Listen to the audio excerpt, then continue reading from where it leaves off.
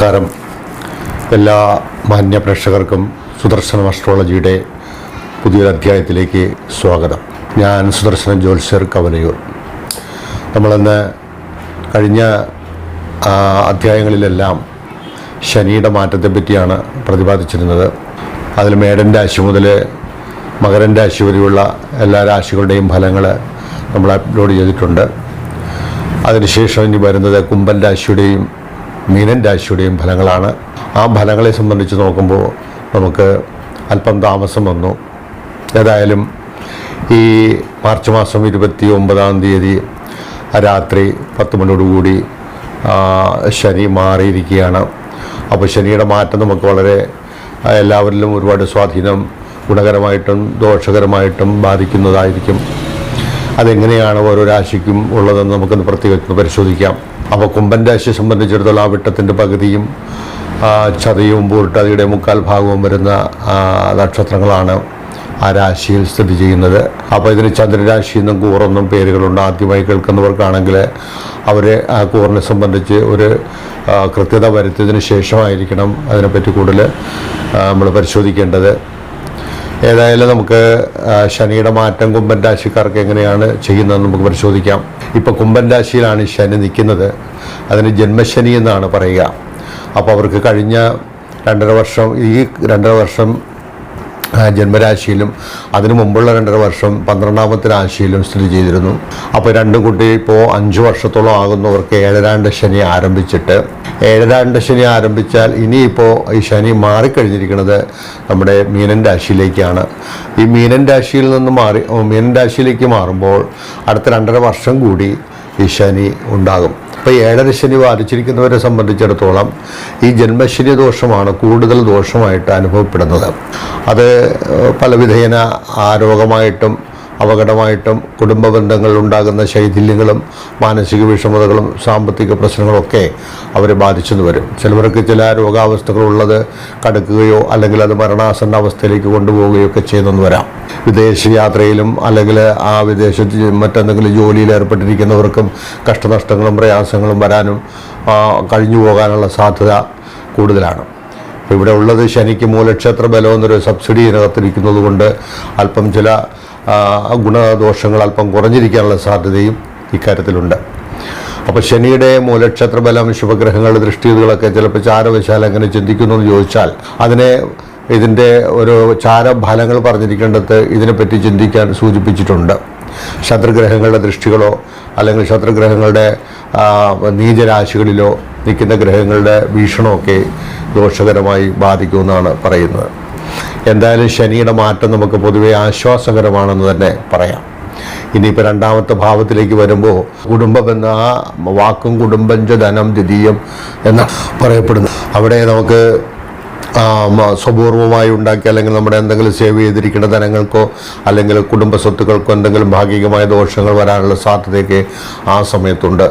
അതുപോലെ തന്നെ അപ്പോഴവിടെ നമുക്കുണ്ടാകുന്ന കുടുംബ ബന്ധത്തിൻ്റെ വിഷയങ്ങളിലും വാക്ക്, കുടുംബം, ധനം ഈ 3 കാര്യങ്ങളിൽ അത് ബാധിക്കേണ്ട സാധ്യത ഉണ്ടെന്നാണ്. പിന്നെ അവിടെ ഈ മീനൻ രാശി നിൽക്കുന്ന ശനി ആയതുകൊണ്ട് വ്യാഴക്ഷേത്രത്തിലായതുകൊണ്ട് അവിടെ ഒരു സ്വല്പം ദോഷത്തിൻ്റെ ഗൗരവം ഒന്ന് കുറഞ്ഞെന്നിരിക്കും. എന്നാൽ ഈ 2ാമത്തെ രാശിയിൽ ഇന്നിപ്പോൾ രാഹു നിൽക്കുകയാണ്. ആ രാഹുവിൻ്റെ മാറ്റവും നമുക്ക് മെയ് മാസത്തോടു കൂടി രാഹുവിൻ്റെ മാറ്റവും വരുന്നുണ്ട്. എന്നാൽ ഈ രാഹു മാറിയിട്ട് വീണ്ടും നേരെ ബാക്കിലോട്ട് വരുമ്പോൾ നമ്മുടെ ജന്മരാശിയിലേക്കാണ് ഈ രാഹു വരുന്നതെന്ന് കൂടി ഓർക്കേണ്ടതുണ്ട്. അപ്പോൾ ശനിവൽദ്രാഹു എന്നുള്ളത് കൊണ്ട് ശനിയുടെ ഫലങ്ങൾ രാഹുവിന് ചെയ്യാനുള്ള സാധ്യതയുള്ളത് കൊണ്ട് നമ്മൾ ഇക്കാര്യങ്ങളിലൊന്ന് ശ്രദ്ധാപൂർവ്വം തന്നെ നീങ്ങണം. അപ്പോൾ ശനി മാറി എന്ന് വിചാരിച്ച് നമുക്ക് എല്ലാ ദോഷവും മാറിയെന്ന് വിചാരിക്കേണ്ട. ചിലതെല്ലാം നിലനിൽക്കുകയും ആ രാഹു അവിടെ കൂടുതൽ ദോഷങ്ങൾ ചെറിയ ദോഷങ്ങൾ ഉണ്ടാക്കാനും ശസ്ത്രക്രിയകളൊക്കെ രോഗപരമായിട്ടുള്ളവർക്ക് ശസ്ത്രക്രിയകൾ ഉണ്ടാക്കാനുള്ള സാധ്യതയും ഉണ്ട്. ഇല്ലെങ്കിൽ ചെറുതായിട്ടെങ്കിലും മൈനറായിട്ടെങ്കിലും എന്തെങ്കിലും ചില സർജറികളൊക്കെ വന്നു പോകാനുള്ള യോഗവും ആ സമയത്തുണ്ട്. അസത്യവാദി കപടീജ രാഹു എന്നുള്ളത് കൊണ്ട് അവിടെ അസത്യം കൊണ്ടുണ്ടാകുന്ന ദോഷങ്ങളോ അല്ലെങ്കിൽ നമ്മുടെ വഞ്ചനാപരമായി വരുന്ന ദോഷങ്ങളും കാര്യങ്ങളൊക്കെ ഇതിനകത്ത് രാഹു ചെയ്യാനുള്ള സാധ്യത കൂടുതലാണ്. കപടത, കാലിന് രോഗങ്ങൾ ഉണ്ടാക്കുക, മാനസിക അവിടെയും ഈ നേരത്തെ ശനി ചെയ്തിരിക്കുന്നതായ വിഷയങ്ങളൊക്കെ തന്നെ രാഹുവിൻ്റെയും ഫലങ്ങളെ പറ്റി പറയേണ്ടിയുണ്ട്. അപ്പോൾ രാഹു വരുന്നതും ശനിയുടെ മാറ്റം കൊണ്ട് നമുക്ക് നല്ല അനുഭവങ്ങൾ, കുറച്ചുകൂടെ സുഖാനുഭവങ്ങൾക്ക് സാധ്യത വരുന്നുവെങ്കിലും അവിടെ രാഹുവിൻ്റെ മാറ്റം പൂർണ്ണത വരുത്തുന്നില്ല എന്നുള്ളതാണ്. വരുന്ന മെയ് മാസം 14-ാം തീയതി വ്യാഴം നമുക്ക് ആ കുംഭൻ രാശിക്കാർക്ക് 4-ൽ നിന്നും 5-ലേക്ക് പോകുന്നതും വ്യാഴൻ്റെ സ്ഥിതി നമുക്ക് കുറച്ചുകൂടെ ഭദ്രമാക്കി തരുന്നുണ്ട് എന്ന് വേണം പറയാൻ. അപ്പോൾ ചിലവരുടെ ഗൗരവമായ വിഷയങ്ങളെ ഒന്ന് കുറച്ചുകൊണ്ട് വരുന്നതിന് 5-ൽ വ്യാഴം സഹായിക്കും. അങ്ങനെ അപ്രകാരം നോക്കുമ്പോൾ മറ്റൊരു കാര്യം കൂടെ ഉള്ളത്, ആ ജൂൺ മാസം 7-ാം തീയതി നമുക്ക് ഈ ചൊവ്വ വന്നിട്ട് ഈ ചിങ്ങൻ രാശിയിലേക്ക് പ്രവേശിച്ചാൽ ആ ചിങ്ങൻ രാശിയിൽ നിന്നുകൊണ്ട് ഈ ചൊവ്വ ശത്രുകാരകൻ, നമ്മൾ ചൊവ്വയും ശനിയും തമ്മിൽ ശത്രുഗ്രഹങ്ങളാണ്. അപ്പോൾ ഈ ചൊവ്വയും ഈ ശനിയെ വീക്ഷിക്കും, രാഹുവിനെയും വീക്ഷിക്കും. അപ്പോൾ രണ്ട് നിൽക്കുന്ന ശനിയെ ഈ ചൊവ്വ നോക്കുന്നതും ലഗ്നത്തിലേക്ക് നോക്കുന്നതും ദോഷമാണ്.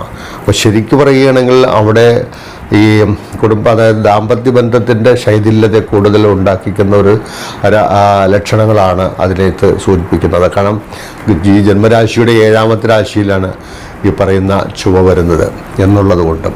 ഇനി അത് കഴിഞ്ഞ് ചൊവ്വ വീണ്ടും വരുന്നത് എവിടെയാണ്?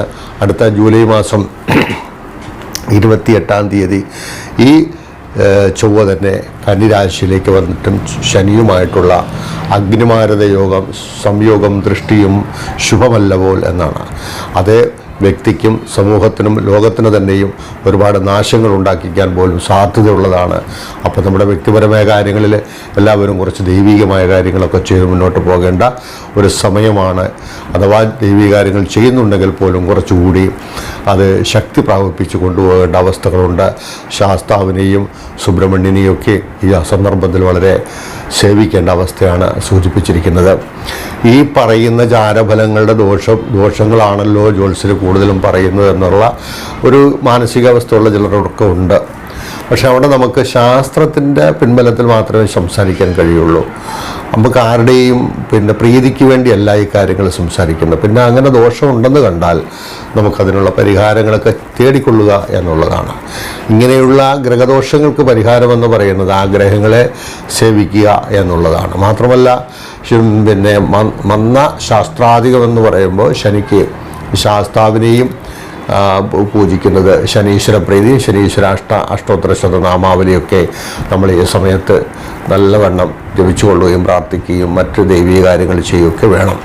ഒക്കെ നല്ല സൽപ്രവർത്തികളിൽ കൂടിയും കൂടെ നീങ്ങണം. നല്ല മനസ്സ്, നല്ല മനസ്സ്, വാക്ക്, പ്രവൃത്തി, ഇതിലൊക്കെ നല്ലതിൽ കൂടി നമ്മൾ കൊണ്ടുപോകേണ്ട അവസ്ഥ ഇരിക്കുന്നൊരു കാലമാണ് ഇതൊക്കെ. എപ്പോഴും ഇത് ആവശ്യമാണ്. എന്നാൽ ഗ്രഹങ്ങൾ പിഴച്ചു വരുന്ന കാലങ്ങളിൽ വളരെ ശ്രദ്ധിക്കേണ്ടതുമാണ്. അപ്പോൾ ഇത് നമ്മുടെ ലോകത്തിന് തന്നെ ഉണ്ടാക്കുന്ന ഒരുപാട് ദോഷങ്ങൾ ഇതിനകത്ത് വരുത്തി വയ്ക്കാനുള്ള സാധ്യതകൾ ഈ ചൊവ്വയും ശനിയും തമ്മിലുണ്ടാകുന്ന ദൃഷ്ടിയാണ് എടുത്തു പറയുന്ന കാരണം. അതിൻ്റെ രാഹുവിൻ്റെ ജന്മരാശിയിലേക്കുള്ള വരവും ശനിയുടെ 2-ലേക്കുള്ള പോക്കുമൊക്കെ നമുക്ക് ശുഭകരമല്ല എന്നും വ്യാഴൻ്റെ 5-ലേയുള്ള വരവ് മാത്രമാണ് നമുക്ക് ഗുണകരമായിട്ടുള്ളതെന്നും കൂടി ഞാനിവിടെ എടുത്ത് പറഞ്ഞുകൊള്ളട്ടെ. പിന്നെ നമുക്ക് ഓരോ ജാതകനെ സംബന്ധിച്ചിടത്തോളം അടിസ്ഥാനപരമായ ചില ഗുണങ്ങളും ദോഷങ്ങളും അയാൾക്ക് ജന്മം കൊണ്ട് തന്നെ കിട്ടിയിരിക്കും. അപ്പോൾ ആ ജന്മം കൊണ്ട് കിട്ടുന്നതെന്ന് പറയുമ്പോൾ അയാളുടെ പ്രത്യേകിച്ച് ചില യോഗങ്ങളിൽ, നല്ല നല്ല യോഗങ്ങളിലൊക്കെ ജനിക്കുക, നല്ല ദശകൾ നടക്കുക, ഈ സന്ദർഭത്തിൽ നല്ല ദശകളൊക്കെ നടക്കുക, അങ്ങനെയുള്ളവരെ സംബന്ധിച്ചിടത്തോളം ചിലപ്പോൾ ഈ ചാരവശാലുള്ള ഫലങ്ങൾ വേണ്ടത്ര രീതിയിൽ ആ ദോഷത്തിൻ്റെ ഗൗരവം ചിലപ്പോൾ നല്ലതുപോലെ അനുഭവിക്കണമെന്നൊന്നുമില്ല. അതും കൂടി നമ്മൾ പരിശോധിച്ചു കൊണ്ടുവേണം കാര്യങ്ങളെ ഗ്രഹിക്കാനുള്ളത്. അല്ലാതെ ഇവിടെ എന്തോ പറയുന്നു നമുക്കതൊന്നുമില്ല എന്നുള്ള ഒരു ധാരണ പാടില്ല. എന്തായാലും ദൈവീക കാര്യങ്ങൾ കുറച്ച് ശ്രദ്ധിച്ച് പിന്നെ മുന്നോട്ട് പോവുക. നിങ്ങൾക്ക് ഈ സന്ദർഭത്തിൽ ഈശ്വരാനുഗ്രഹം തന്നെയാണ് ഏറ്റവും വലുത് എന്നുള്ളത് മനസ്സിരുത്തിക്കൊണ്ട് മുന്നോട്ട് പോയാൽ അതെല്ലാം കുറഞ്ഞ് ശാന്തമായ ഒരവസ്ഥയിലേക്ക് നമുക്ക് വരാൻ കഴിയുമെന്ന് പറഞ്ഞുകൊണ്ട് തൽക്കാലം നിർത്തുന്നു. നന്ദി, നമസ്കാരം.